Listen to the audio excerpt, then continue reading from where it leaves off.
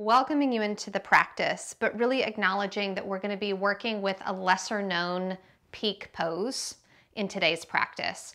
A lot of times the peak pose ends up being an inversion or an arm balance or some big expression, a huge back bend.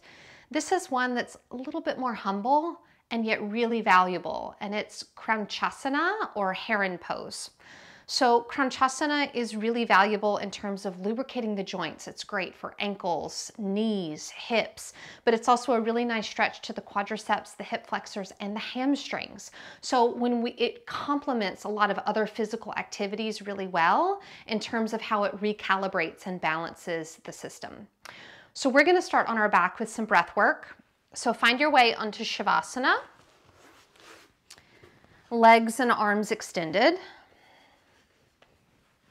And I will say, if you don't already, that it's not a requirement, but it may come in handy to have a block or some sort of a strap type support at different points in the practice.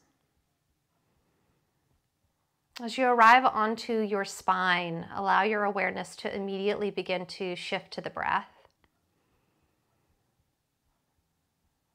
And you may just begin by first acknowledging, where do you feel the breath expressing itself most directly right now? Maybe the chest, maybe through the nose, maybe the belly.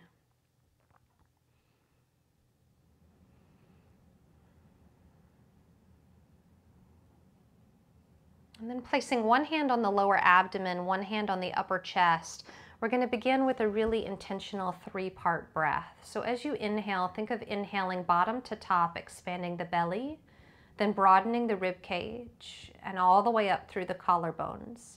And then exhale to reverse, softening the collarbones, releasing the rib cage and deflating the belly.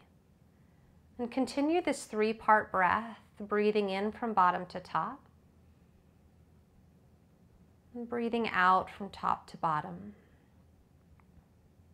Really allowing the surface of your hands against your skin to really feel the breath as it moves intentionally through these three segments of the torso.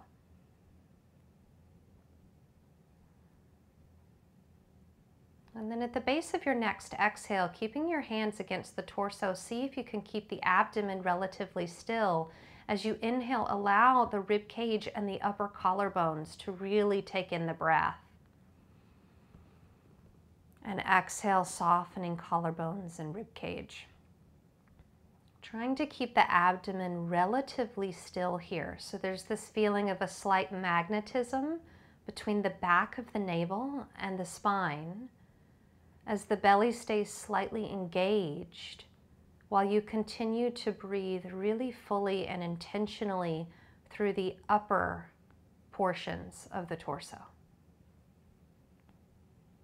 And this breath will come in handy throughout the practice today as we keep the core engaged, but still continue to really welcome in a full, complete breath. Take one more round here of this intentional Ujjayi breathing. And then you can let the hands fall away, and we'll immediately bend the knees, bringing the soles of the feet onto the mat approximately hip distance apart. And place the hands onto the outer hip points just for this awareness of how the pelvis is moving as we move into some pelvic rocks and tilts. So we'll begin by rocking the pelvis back. You start to flatten out the low back, lifting the tailbone slightly. And then going in the opposite direction, rocking the tailbone forward, you feel that sort of bridge effect as the low back pulls away from the mat. Continue to rock back and forth in these pelvic tilts, rocking back, erasing that low back tilt, rocking forward, really welcoming in that bridge of space. And this is almost like a miniature version of a cat and cow here. One of the things we really look to maintain in Krounchasana, we'll go here about 5 more seconds, is a neutral pelvis. So right now we're feeling the forward and backwards tilting. The next time you pass through center, see if you can really feel the neutrality of the pelvis, where there's a little bit of space in the low back, but there's also this sense of a lift through the tailbone. That awareness is still there between the navel and the spine. Keeping all of that, hug your right knee in towards your chest and try not to let the pelvis tilt back too much, which is the tendency here. Try to really maintain the neutrality of the pelvis. Coming into half happy baby, flexing your right foot up towards the ceiling, either holding onto right outer ankle or outer foot and letting the top of the right thigh drop towards the floor. Again, trying not to let the pelvis fully round. So if I exaggerated it right now, I could bring my thigh all the way down, but now my pelvis is in a total posterior tilt. So really trying to maintain the neutrality. One more inhale here. And then as you exhale, bring the right leg in towards the midline of your body, interlace the hands behind the right thigh or calf, and extend your right heel up towards the ceiling. Variation of Utthita Padangusthasana. This is a very good way to explore the Heron Pose shape while having the support of the floor against the spine. Depending on the openness of your hamstrings, you may begin to lift the head, the neck, the shoulders, and draw the shin towards the nose as we take 2 more breaths. Notice if your pelvis is really tilting back, try to keep that neutrality. And then as you release the shoulders, the head, and the neck, cross your right ankle over your left knee. Lift your left foot away from the floor, supine pigeon pose. Today I'm actually going to take my right hand and press my right knee away from me as I actively draw the left knee and right ankle towards me. So I'm using right hand to push right inner knee away. Left knee is drawing that right inner ankle towards me. 2 breaths. One more big breath here. And then we'll take Supta Dandasana, release the arms alongside your torso, extend your legs up towards the ceiling, flexing your feet strongly. This is your Dandasana or staff pose, but on your back.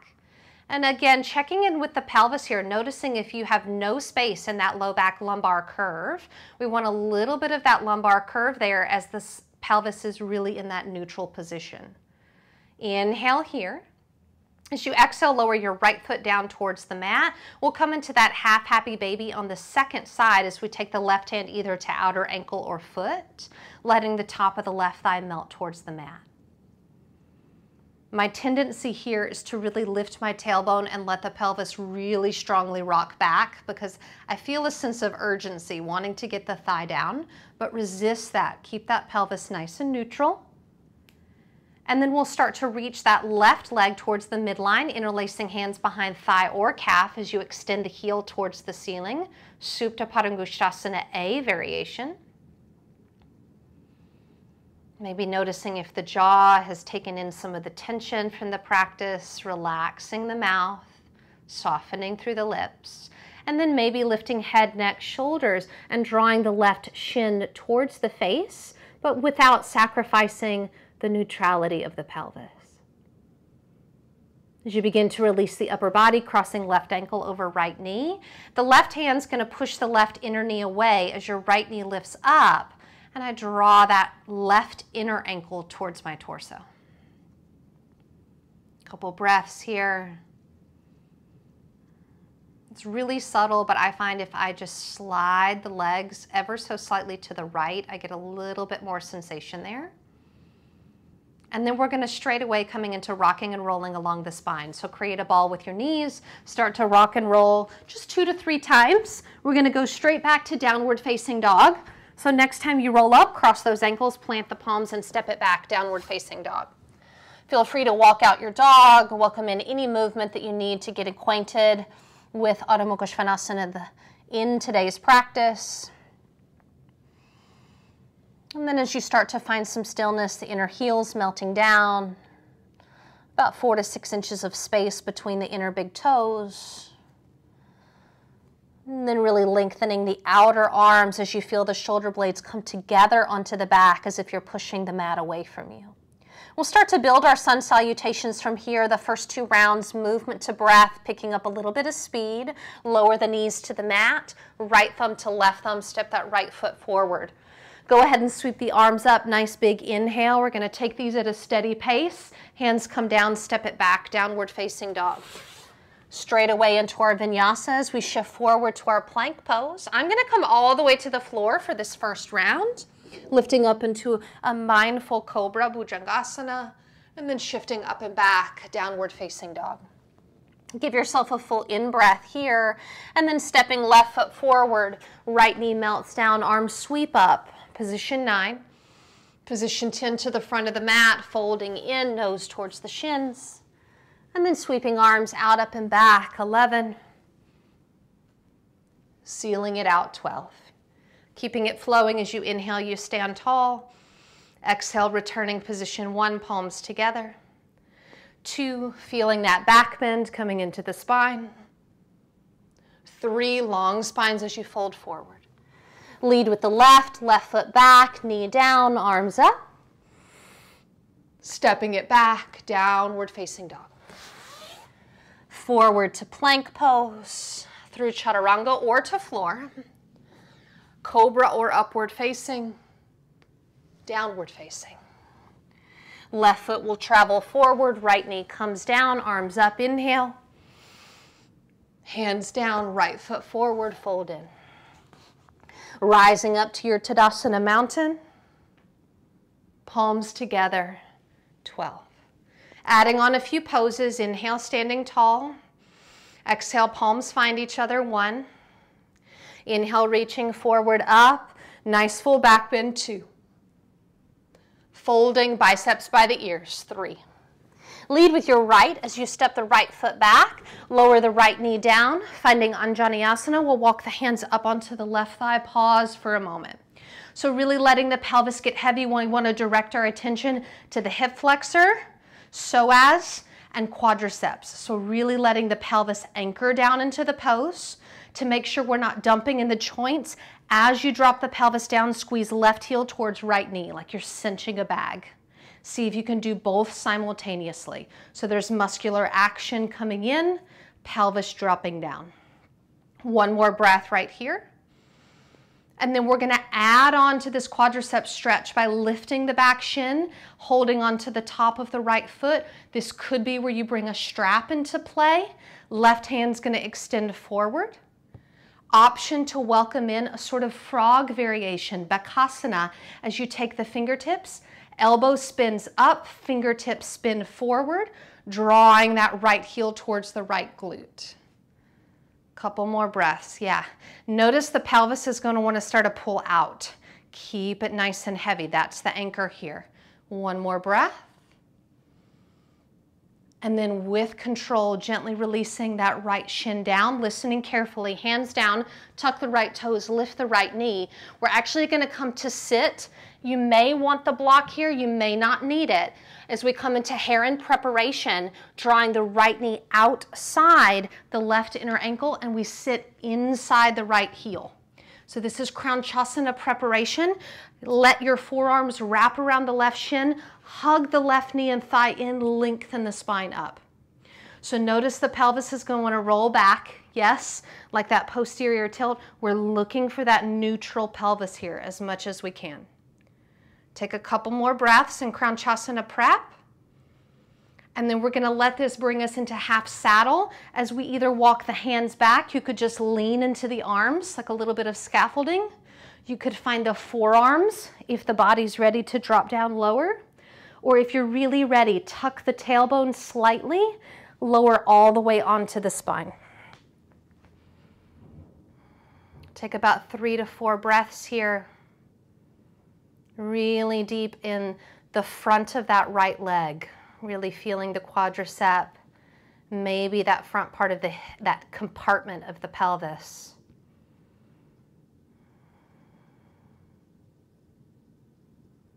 And then using your arms as a support, start to lift yourself up. We're going to come back to a lunge. So we got to get a little bit of motion forward with the arms as we step that right foot back and then step back, downward facing dog. We'll take 3 vinyasas here. We're going to do a little squat action into our chaturanga. So come up high onto the balls of the feet, bend the knees at the back of the mat like you're just dropping into a squat, and then shoot forward like an arrow release from a bow to chaturanga. Upward facing, downward facing.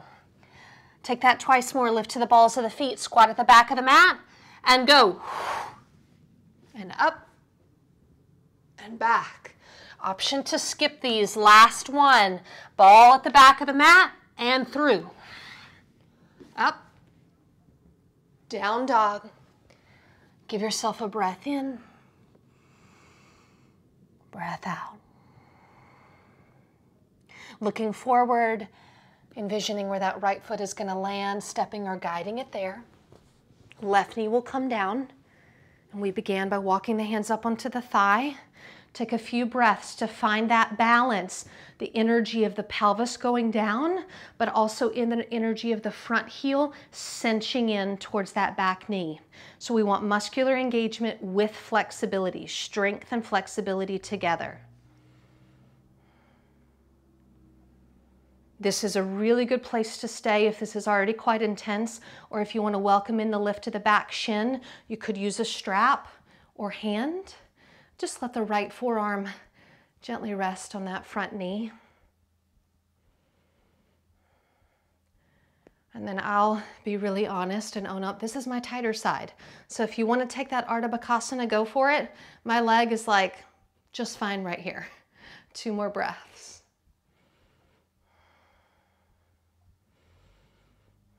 And then we'll lower the hands to the mat, tuck the left toes, lift the left knee, and we step forward into that Krounchasana prep.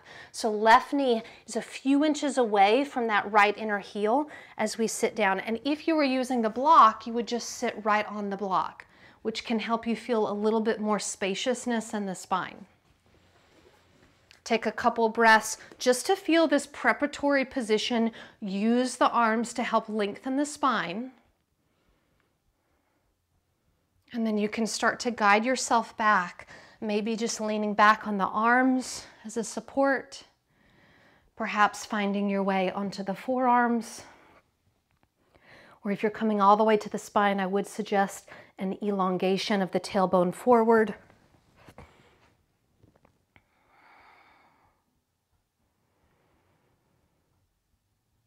Symbolically, herons are known as being a really grounded earthen of the birds. They're very connected, they do their fishing in the water. They spend a lot of time walking along the land and the edges of the waters. Incredible focus. Use the arms to start to guide yourself up. And we're just coming to Uttanasana. So hands come forward, left foot steps next to the right. Circle sweep those arms coming out, up and back. Palms together. And to kind of rinse that one out, we're going to do one round of just the 12 movements, movement to breath. Inhale, lengthen the arms. Exhale, palms together. There were a lot of longer holds, so we just flow it out. 2. Folding 3. We'll lead with the right this time. Right foot back, right knee down, arms up. Letting this just be like ironing out any of the wrinkles in the body. Down dog. Vinyasa forward. Just one Vinyasa here. Up dog. Down dog. Right foot comes forward, left knee down, arms float up. Stepping forward, Uttanasana. Rising up. 11. 12. We'll take this last round with a few additional poses. Inhale, standing tall. Exhale, feeling the pace slowing down a little. 1, 2, 3. Leading with the left, stepping left leg back, left knee down. Ardha Hanumanasana, keep the right foot super glued to the floor, dial the hips back, straightening the right knee as much as you can. We're going to flex and point the foot 3 times. So lifting the toes, rocking back onto the heel, and then sealing the sole of the foot back to the mat. Twice more. Lift the toes, rock onto the heel, and then sole of the foot down, toes down. One more time, we'll stay back with the foot flexed. As you inhale, lengthen the spine, heart comes towards the toes. Exhale, fold in, maybe elbows bend. A really good time to check in with the faces, the muscles of the face. Great preparation for the hamstring here as we start to build aspects of that Krounchasana pose. As you inhale, lift the torso up. We're going to come and sit all the way down. Again, the option to sit on the block if you need that little bit of elevation. We're going to bring the hips all the way down to the floor. My left heel is outside of my left hip. Okay, so I'll turn around so you can see that. So you can see my left heel as the sole of my left foot is pointed up towards the ceiling. There's about 2 to 3 inches of space between my inner knees here. Okay, this pose is a very long name. It's Triang Mukhaikapada Paschimottanasana. So you can say that 3 times fast. Circle sweep the arms out and up. And we'll fold forward as we reach the heart forward, arms over the extended leg. Taking 4 breaths here. You staying as you are. I'm just turning to face back the direction I was facing. This particular pose is about 3/4 of Krounchasana. You will also find this pose in the second series of Ashtanga Yoga. Great preparation for the splits, Hanumanasana. And then reaching the fingertips forward, starting to float up, using your fingertips as support to push yourself up and forward, step it back, downward facing dog. Float your right leg up, 3-legged dog, and maybe you just need to kind of shake out that right leg, just bending the knee a couple times. Anything that kind of feels good. Was a lot of deep stretch in that hamstring and knee, and then lower the right foot down. Taking a vinyasa, shift it forward to your plank pose. Lower through your chaturanga. Inhale, feel that upward facing dog. Exhale, downward facing dog. Second side, stepping that left foot forward. Lowering the right knee. And letting the pelvis drift back, keeping the sole of the left foot on the mat. We'll do those 3 flexes and points as we lift the toes, rocking back to the left heel. And then sole of the foot down, lowering it down. Twice more, lifting toes, rocking to heel. Sole of the foot and toes down. Last time, lift toes, sole of the foot to heel. Keeping on the heel, inhale, lengthening the spine. Exhale, seeing if there's space to drop into for 3.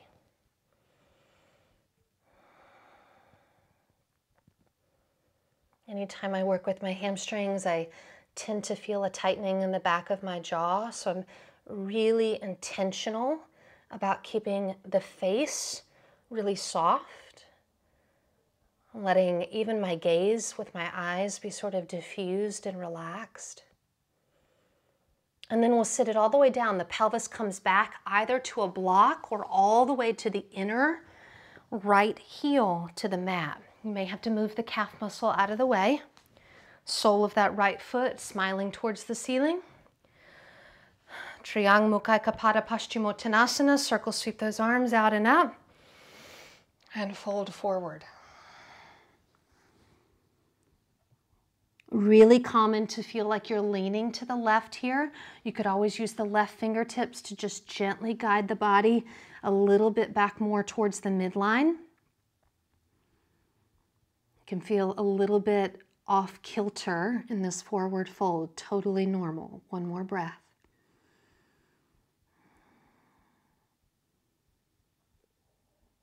And then allowing the crown of the head to reach forward and float upwards, using the fingertips to lift the pelvis, shift yourself forward, and we close out our sun salutations. Right foot comes to the left, you fold in, circle sweep the arms, out, up, and back. Palms together. Take a moment to lengthen the arms, closing the eyes, intentionally softening the face. Maybe noticing any of the residual effects of the poses that we integrated into our sun salutations, any part of the body that's still responding to those postures.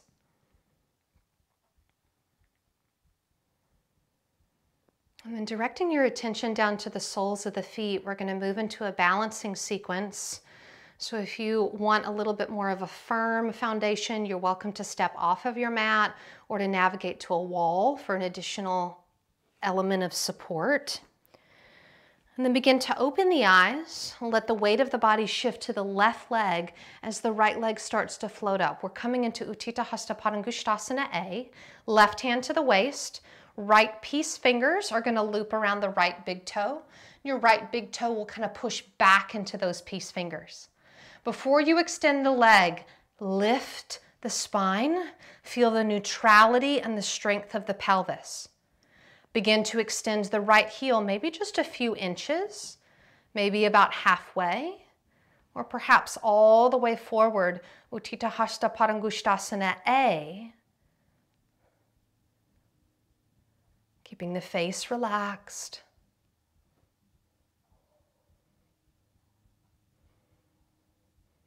We are going to be coming into chair pose. So as you start to release the right big toe, let the right leg lower down next to the left, bend the knees, sit down as your hips come back and down, arms come overhead.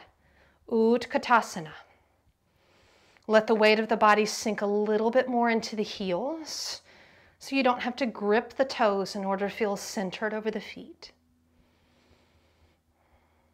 We'll ride an elevator down as we lower to a yogi squat, drawing the hips towards the heels. As we get to our yogi squat, let the shoulders come back over the hips, the knees come forward, so you create like a capital L shape with the body. Incredible concentration, core strength. Ustrasana camel pose. Oop. Lower the knees forward. Lift the hips away from the heels. Circle sweep, you could do half camel, right hand to right heel, staying here. You could welcome to keep the toes tucked or untuck, or full Ustrasana, left hand to left heel as well. Dropping head back, 3, 2. Lifting left arm to ceiling. Windmilling the arms forward. We get to reverse it. So tuck your toes. See if you can, without using your hands, this is the tricky part, come back into your yogi squat. Arms to ceiling. And then like there's a puppeteer up above you that starts to pull you up. Heels drop down, finding Utkatasana, chair pose. Give yourself one more breath, and then you're going to get a half salutation. Inhale. Exhale, rinse it out. Fold forward, Uttanasana. Inhale, give yourself a half lift, and fold in. Rising up to mountain pose. Hands to heart center. Gather your concentration for the second side. Shifting the weight to the right leg. Left knee starts to float up. Right hand to waist, left piece fingers come around the left big toe. Big toe presses back into the fingers. Stand up tall, lengthening through the spine. From that place of length and stability, start to reach the left heel forward.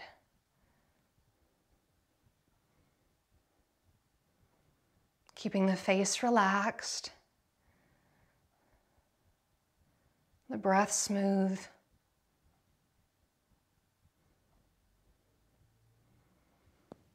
Nice controlling transition to Utkatasana, chair pose. Feet together, hips go down and back. And this is another really good pose to feel that neutral position of the pelvis. So we're not arching forward, we're also not tucking back. We're in that nice, neutral, stable position. And we maintain that as we ride the elevator down to yogi squat. Feel our capital L position, connecting with the three-dimensional core. The back body is working just as much as the front of the core here. And the side body is lifting and lengthening. Controlling the descent of the knees forward, hips float off the heels. You could keep toes tucked or untuck. Left hand to left heel first, half Ustrasana, or keep moving into full Ustrasana. Right hand to right heel, head releases back, 3, 2, 1. Right arm up, windmill. Tricky part, tuck the toes. See if you can control the reverse back to your squat. Lift those arms to the ceiling. Puppeteer pulls you up, heels drop down. Utthita 2. Really good place to feel the belly's not really moving, but the breath is really full in those upper compartments of the torso, just like our warm-up. And let it go, fold forward. Half salutation, half lift. Fold in. Circle sweep the arms out and up. And fold. We'll take a salutation to the mat. Circle sweep those arms out and up. Folding. Half lift. Either vinyasa or straight back to down dog, your choice. If the arms are tired, feel free to skip the vinyasa. And then everyone from downward facing dog, we're going to jump through to Dandasana, staff pose. So hips to the middle of the mat, legs extended forward. And we will practice Heron Pose, Krounchasana. So we've done all the main components of the pose. Now we get to see if we can sew it together in this beautiful tapestry of this bird pose. So we're going to start by drawing the right leg in. You're going to internally rotate and create that shape that we had for the Triang Mukhaikapada. Moving the calf out of the way. This is a place you could sit on a block for that extra elevation, or even a blanket underneath the hips. Okay, I'm trying to find both of my sits bones on the mat here, and then I'll come into the preparatory pose, hugging the left knee in, and then giving it a little squeeze to lengthen through my spine. You could stop here, okay? If you want to bring in the strap or the towel, you could bring it behind your left calf or ankle or heel. Otherwise, finding part of the leg with your hand and starting to extend your left leg forward, okay? Activate your foot. So I'm not going to point it. I have a sort of Barbie foot here. So a point flex, a floint. And then I'm going to exaggerate. We don't want to round the upper back. See how my scapula have like totally escaped my back? I want to draw the scapula onto the back and the heart forward. Yes. And then from that position, you might be able to soften the elbows and draw the shin towards the nose. Take 2 more breaths. Notice if you've totally rounded the low back, we want that nice lift, neutral pelvis. And then we'll soften that left knee, extend the left leg out. We'll take a half salutation with the legs extended forward. So extend that right leg forward. We'll circle sweep the arms out and up, folding forward over the legs. Inhale, lifting half. Exhale, folding. Reaching it forward and up. And we'll switch sides. So we're going to take the left knee in. I'm just turning around so that the camera has better access. Internal rotation of that left leg. Moving any extra calf muscle out of the way. A little elevation goes a long way here. So don't feel bad about taking a blanket or rolling your mat. Take the preparatory position, hug the right knee in, squeeze it in, find that elevation through the spine, that nice, neutral, stable pelvis.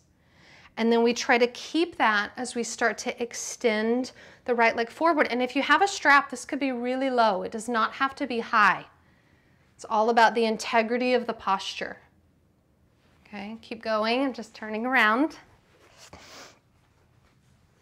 Remembering that the scapula have a tendency to kind of make their way off the back here, so we want to draw them forward. Beautiful. And then we're going to introduce a separate pose here. We're not going to come into that seated half salutation. We're going to come into deer pose. So as you bend the right knee, bring the right inner foot towards that left inner knee. Yes, good. I'm just going to face you. Deer pose, circle sweep those arms out and up. Folding straight forward, deer pose, so nice on the hips. We're going to take a little bit of a tour here of deer pose. So 2 breaths right here in the middle. And then use your next breath as a transition as you walk your torso as far as it will naturally go to your left, which is actually quite difficult. You may feel this in the hip, you may feel it in the low back, but more than likely you're going to kind of run into your body here. Just whatever part of your body stopped you, take one more breath with it. And then the next breath will again be a transition, this time all the way diagonally to the right, where you should find a lot more space in this direction. Really nice twist for the lower regions of the spine.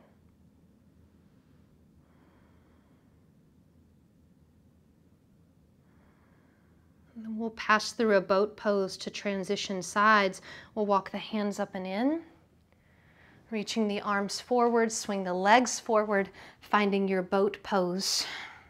Just about 5 breaths here, nothing fancy.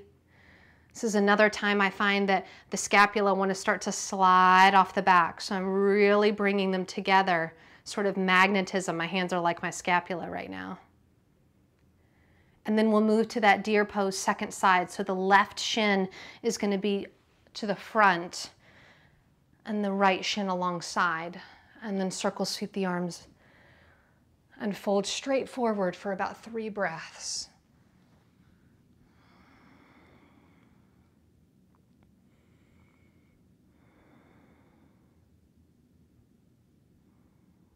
Next breath is a transition as you guide your way diagonally to the right. For me, this side's really different. I run into my body straight away and I feel it a little bit more even in it's like the front of my right hip. So just know there's lots of really valid places you may be finding some sensation in the body right now.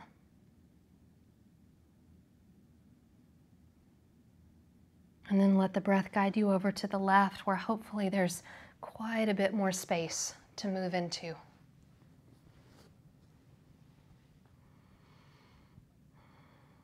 Nice deep full breaths.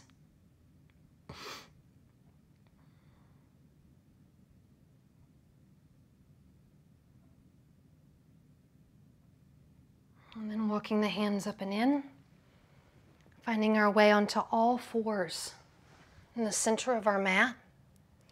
So we're shifting into the inversion part of the practice. I'm going to suggest headstand, where we're actually going to work with a leg split similar to that Krounchasana, upside down. If you're not in the mood for headstand this evening, you can do downward facing dog, and I will cue 3-legged dog where you're lifting 1 leg at a time to get a similar effect. We'll be upside down for a total of about 1.5 minutes. So let's start to set ourselves up for whatever you're doing. I'm going to take headstand this evening, Shirshasana. If you're doing down dog, start to make your way there. I'm going to start the clock now, minding our time as we make our way into our pose. And we'll spend the first 30 seconds or so just in the classic position, either headstand or downward facing dog, wherever you're choosing to be in your inversion this evening.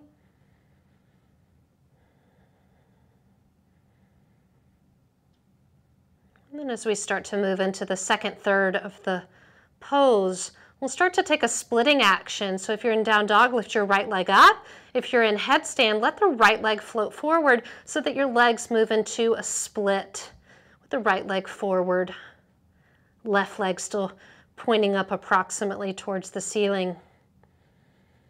We got all that nice hamstring opening, so we're taking advantage of it upside down.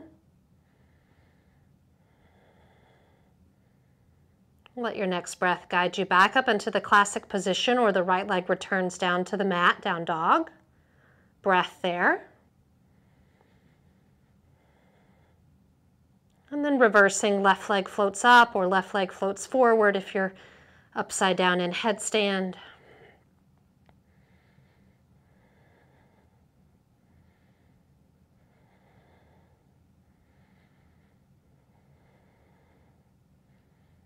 And then left leg lowers or lifts back up, One more breath in the classic down dog or headstand.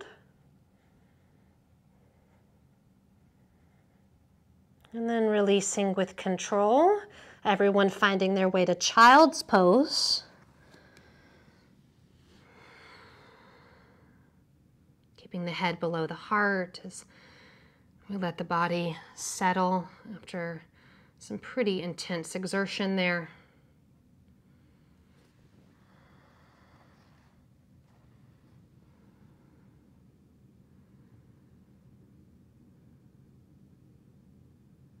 And we'll make our way for a true bookend practice back onto the spine, into that Shavasana where we began about 40 minutes ago.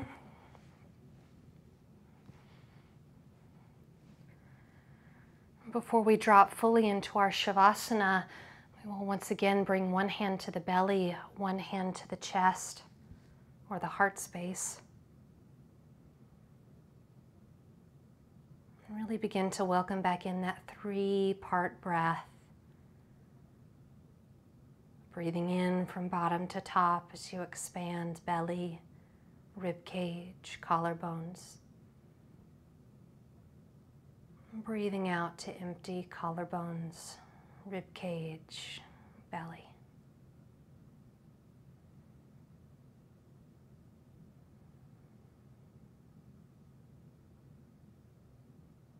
Being just as intentional about these more meditative portions of the practice as we are about the big physical moments.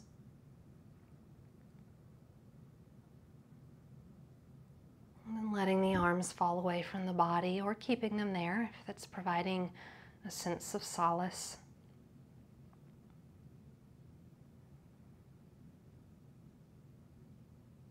We'll begin to move into about 90 seconds of Shavasana where my voice will go away. Simply allowing yourself to rest in relative quiet.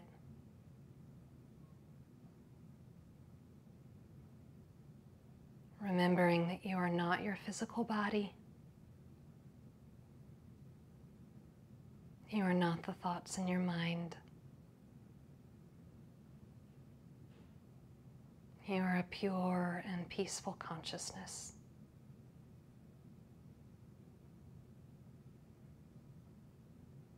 Enjoy it.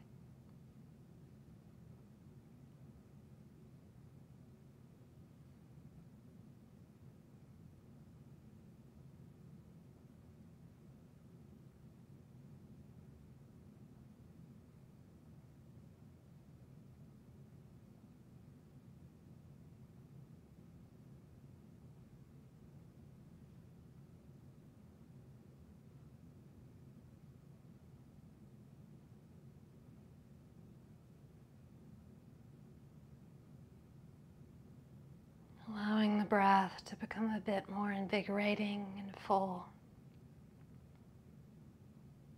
followed by subtle movement through the fingers and toes, wrists and ankles.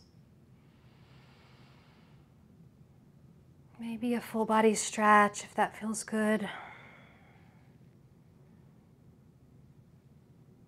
And then in your own way and in your own time, making your way back up to a comfortable seat.